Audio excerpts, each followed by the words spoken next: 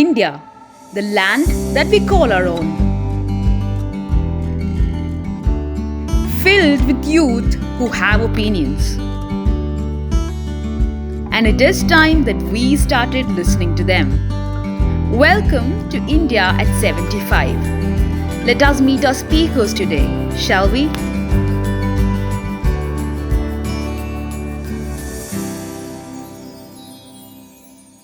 Hi everyone, my name is Kaustubhi Kilimseti. I'm in 9th grade. I'm from Birla Open Minds Kolor, and today I'm going to be speaking about the organic revolution and why it's so important. So believe it or not, the organic revolution first took place in the 1940s, where it was recognized that pesticides and other chemicals used to grow the crops was actually destroying the land. And the process of using and promoting more organic food, more organic crops, a more organic lifestyle of living is known as the organic revolution. So in India itself, Subhash Palekar is the father of organic farming, and he developed a form of holistic spiritual farming, which is nationally recognized and has received many awards. He likes to talk about how you can grow crops at your own house. It's called zero budget farming. And he talks about why it's so important to use organic crops to eat organic items instead of foods that have been grown using pesticides. So the organic revolution is such a prominent thing for countless of reasons. It rejuvenates and protects the soil, it doesn't poison crops, and it reduces soil erosion. Buying organic produce instead of regular produce that has been grown with pesticides can also increase human lifespans. So that's it for today. Thank you, and stay green, stay organic. My name is Abhinav, and today I'm going to describe about the changing work culture in the advent of the WFH policies. Work from home WFH is a growing trend in today's work environment in which employees can easily plug in from just anywhere they are. A work from home policy is nothing but an agreement between the employer and the employees who prefer to have the work from home privileges. The policy defines the expectations, the responsibilities, the eligibility, and the other work from home guidelines. In short, it ensures that all employees understand what is required of them when they choose to work from home. While some companies have a regular option of remote working, others take it up during emergencies.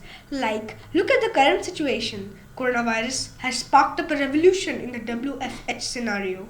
As the terror of COVID-19 continues to spread, many employers have already considered the home office setup quite seriously to avoid reduced productivity.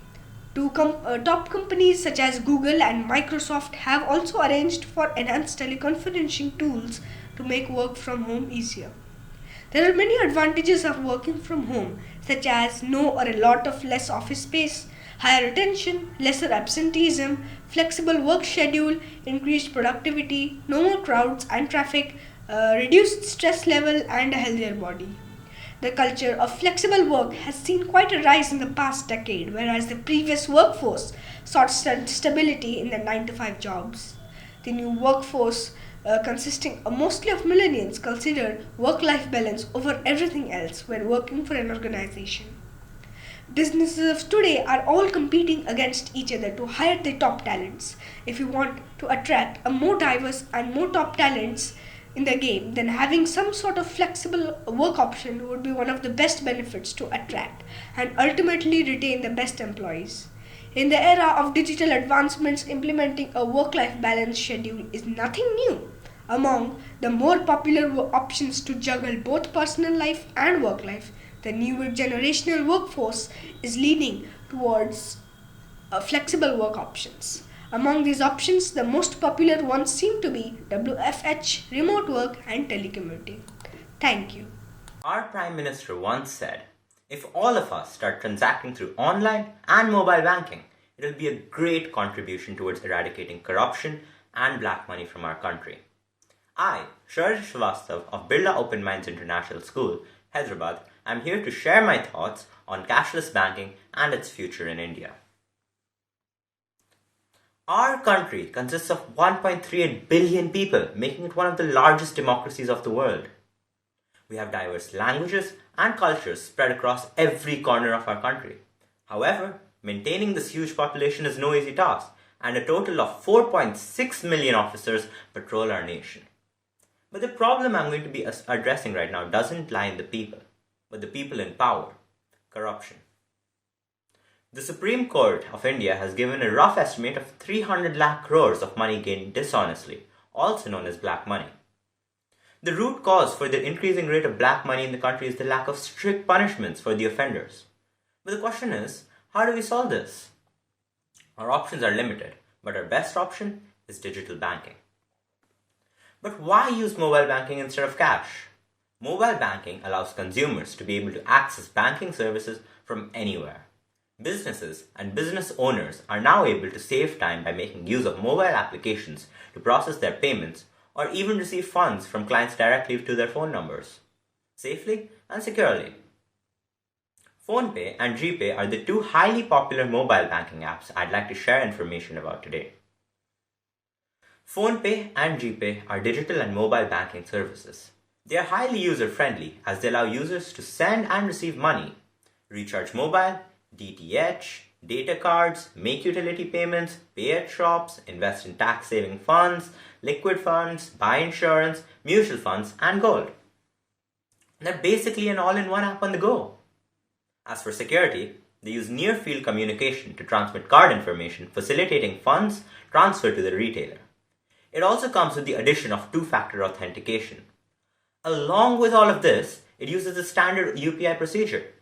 I'm sure that this solid security system will definitely give pickpockets and scammers a hard time. According to me, no matter how developed our apps become, it's not the apps which are the problem, but the question why our citizens don't use them. Around 95% of developed countries prefer mobile banking as the most reliable option, whereas only 32% of Indians use digital banking facilities. So, what is the government doing about it? The government has created many different measures to make India cashless and overall more secure. Some examples are the creation of Bharat Interface for Money, also known as BHIM, and given online customers certain privileges. With all of this, the government has created different workshops all around the country, urban and rural places, to educate the society about the benefits of using online facilities instead of hard cash. I'd like to conclude by saying in such a vast and diverse country, the usage of digital banking will help in a lot of ways. It's certainly a long-term project, but if we put our own foot forward towards educating people about the benefits of online banking, it will help our country greatly, making it overall safer and will eventually cleanse our motherland from corruption and black money. Don't push people to where you want to be. Meet them where they are.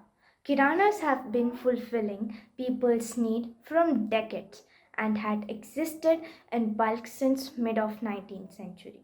Over 12 million of these small stores have been contributing towards India's GDP for years.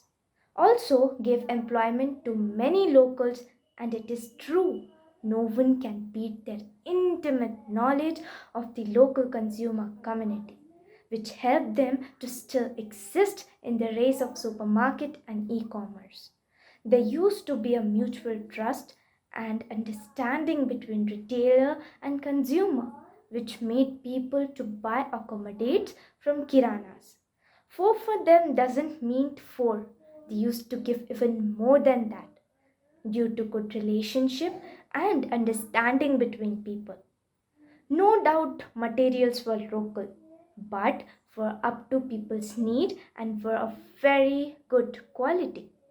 Supermarkets were very few in those days, and people preferred Kiranas as they were very active and were not that busy with work as they are now.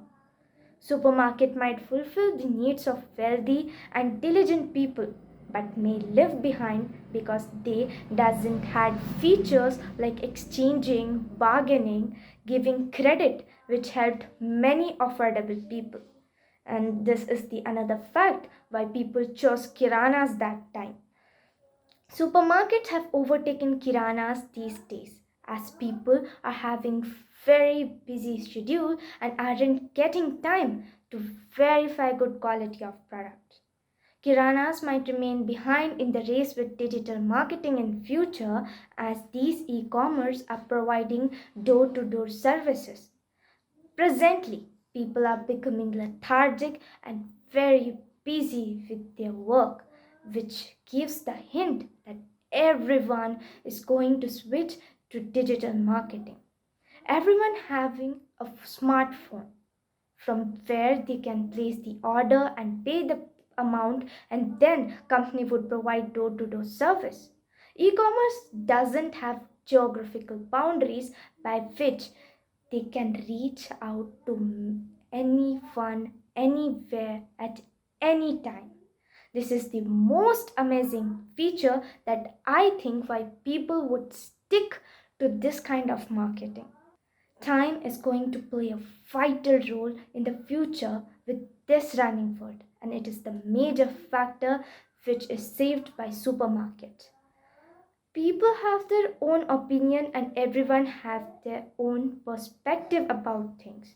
By summing up all these things, I conclude that people might choose supermarkets, a form of digital marketing in future.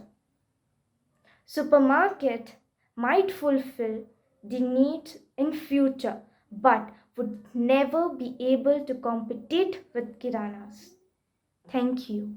Gone are the days when the TV was infamously known as the idiot box. I, Sia Agarwal of Grade 9, Birla Open Minds International School, am here today to voice my opinion about this. Where did this name come from? Why is it called the idiot box? Before major developments and more discerning inventions came along, there were a lot of limitations to TV. For example, in India's case, the very first TV was used in Calcutta, old Indian Calcutta, in 1950s. Yes, the 1950s. It was considered an idiot box because it was deemed a privilege at that time, and the children were crazy about it.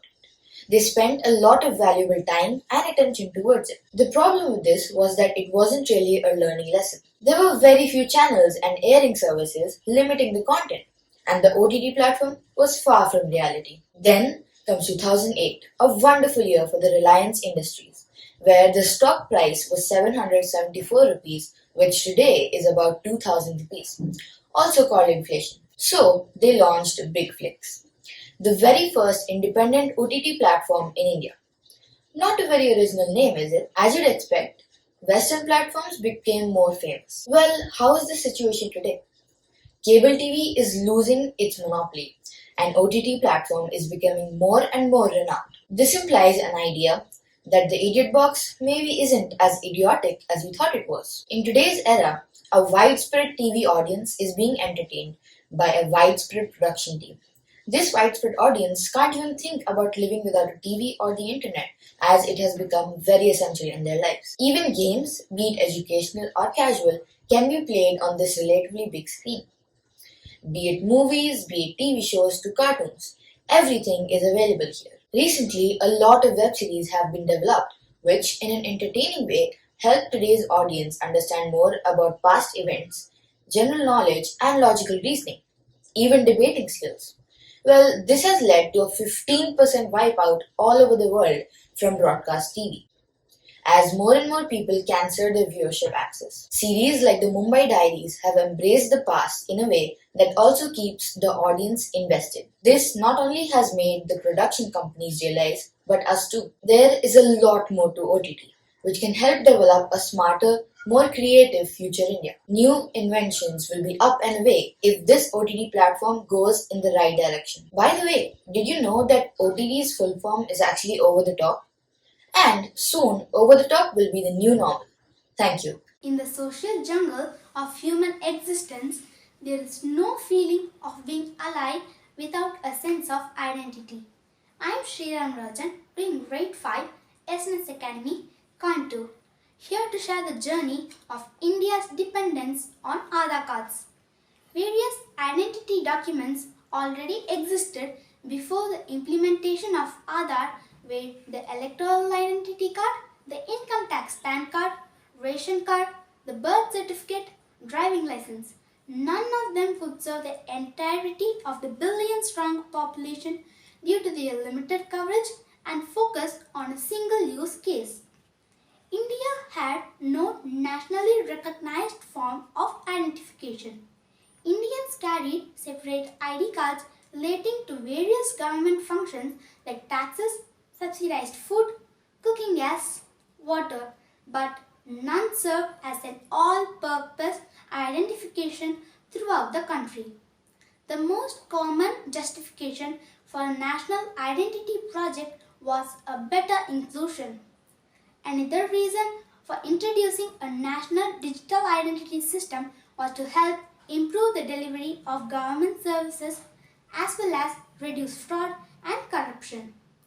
Establishing an individual's identity is a complex task in the developing world. In order to have a single unique identification document, Aadhaar project was started which would contain all the details of an Indian resident. The Aadhaar scheme has undergone scrutinizes and challenges at various levels. In its journey, there have been multiple challenges in the Supreme Court and heated debates in the Parliament over the Aadhaar Bill 2016. Aadhaar is the 12-digit number issued to the Indian citizens by Unique Identification Authority of India. It contains both demographic as well as biometric data of the citizens. It is used as a digital identity proof for availing a host of government subsidies and benefits. Today, Aadhaar went to everyone, everywhere from globally connected cities to remote villages. Thank you. Jai Hind. Warm greetings to everyone. I'm Archana of Class 8 here to speak on the past and possible future of Indian automobile industry. India, the cradle of human race, the birthplace of human speech, the mother of history, the grandmother of legend, and the great-grandmother of tradition. As said by the father of American literature, India is a largely diversified subcontinent with richness in resources, population, and culture, and constantly serving mankind with its enormous inventions and discoveries. During the pre-colonial era, animal-drawn carriages were the most common mode of transport. It was in 1897 first car was seen on the roads of India. In 1901, Jamshedji Tata was the first Indian to own a car. Up to 1930s, India remained to be an importer of small amount of automobiles. In the year 1942, the first Indian automobile manufacturers, the Hindustan Motors, were set up. From the dawn of Indian independence, the Indian government steadily tried to boost the automobile sector that was still on a nascent stage. Several manufacturers flourished during 1950s, including Mahindra, Bajaj, and Royal Enfield. And I'm sure everyone is aware of the ambassador model of car of Hindustan Motors that dominated Indian roads over decades. Several expos and liberalization post 1992 allowed international manufacturers like Maruti Suzuki occupy the market on a large scale. By the end of the 20th century, automobile industry established on a very large scale. It turned to be a great economic importance and employment to millions of people. In this 21st century, India has emerged as the sixth largest manufacturers of car in the world and Asia's second largest two-wheeler manufacturers. What India has achieved in these past 75 years shows the constant effort, grit, and power of Indian industry and has turned every household accessible to vehicles due to their cost efficiency. So now what are we proceeding to? Every time fuel price spikes or climate change is debated, electric vehicles are inevitable for their solution. EV market has shown a dynamic growth and is expected to rule the upcoming years. Government initiations like the FAME South Switch Delhi are the boosters. This will lead to the transition of emission-free individual mobility. I'm Sharika from Tattva Center of Learning. It is my proud privilege to speak on the topic the buyer's boom, how building and real estate has taken off the last 75 years across India. India has a rich heritage in the field of construction and property management. In the olden days, these were held by very few wealthy royals and zamindars. It is only after independence and new land reforms policy by the government of India the real estate sector opened up for the common people. Though this was a gradual process then, the development of new towns, expansion of cities with growth in population, the construction and real estate business started expanding rapidly. The landmark development of Chandigarh is the first planned city of New India by the famous French architect Le Corbusier, paved way for the first real estate boom in India during the 50s and 60s. The Government of India's boost to the housing sector in 1970 was by establishing Housing and Development Company, which helped the common man to invest in housing and real estate. However, opening up of monetary policies in 1990 was a turning point for the real estate sector, and large multinational companies entered India, and this provided many opportunities to the customers in terms of good quality of housing and commercial properties. They also offered various financial schemes to help the buyers. Today, the real estate sector is growing at a rapid pace, and announcement of Pradhan Mantri Awas Yojana to provide basic accommodation to every Indians by 2022 further enhanced the confidence of the buyers in the sector. Real estate sector in India is expected to reach $1 trillion market size by 2030 and will contribute 13% to the country's GDP by 2025 according to India Brand Equity Foundation. Retail, hospitality and commercial real estate are growing significantly across the country, creating tremendous value to the investors and buyers. When India will touch 5 trillion economy, real estate and infrastructure will have a major share in that journey. Thank you.